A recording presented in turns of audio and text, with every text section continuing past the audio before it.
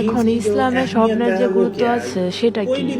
কেউ বলে না যে যারাই আমার বিরুদ্ধে ভিডিও বানায় তারা শুধু এটা বলে যে ইসলামের স্বপ্নের গুরুত্ব নেই, আর এই ভিত্তিতে তারা আমাকেও মিথ্যা বলে আর আমার স্বপ্নকেও মিথ্যা বলে। শেষ পর্যন্ত ওনার মধ্যে এমন কি আছে? এটাই হলো সবচেয়ে বড় বার্তা, যে নিজেকে নিজে শিরক আর এর প্রকারভেদ থেকে বাঁচান। এতে এমন কি মন্দ আছে? এটা তো পুরো উম্মতের জন্য গুরুত্বপূর্ণ। এখন হযরত মুহাম্মদ সাল্লাল্লাহু আলাইহি ওয়াসাল্লাম প্রতি ফজরের নামাজের পরে সাহাবীদের জিজ্ঞেস করতেন যে আপনারা কি কোনো স্বপ্ন দেখেছেন? যদি স্বপ্ন দেখে থাকেন সে শেয়ার করুন। তো আবার এক হাদিসে খাতামুন নবীজি হযরত মুহাম্মদ সাল্লাল্লাহু আলাইহি ওয়াসাল্লাম বলেছেন যে নবুয়ত এর সিলসিলা ওনার উপর খতম হয়ে গেছে। মুহাম্মদ সাল্লাল্লাহু আলাইহি ওয়াসাল্লাম হলো আল্লাহর শেষ রাসূল, আছে, ছিল আর থাকবে।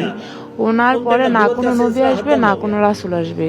ওনার উপর নবুয়তের সিলসিলা খতম হয়ে গেছে।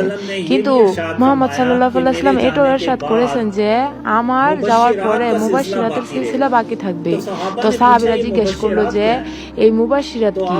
তো আপ সাল্লাল্লাহু আলাইহি ওয়াসাল্লাম বলেছেন সত্য স্বপ্ন। তো এর মানে সত্য স্বপ্ন যেটা আছে এর মানে এটা না যে এটা ভালোই হবে, বাজে সময় এমন হয় যে মন্দ স্বপ্ন সত্যি হয়ে যায়। তো এটা সত্য স্বপ্ন এর কথা বলা হয়েছে।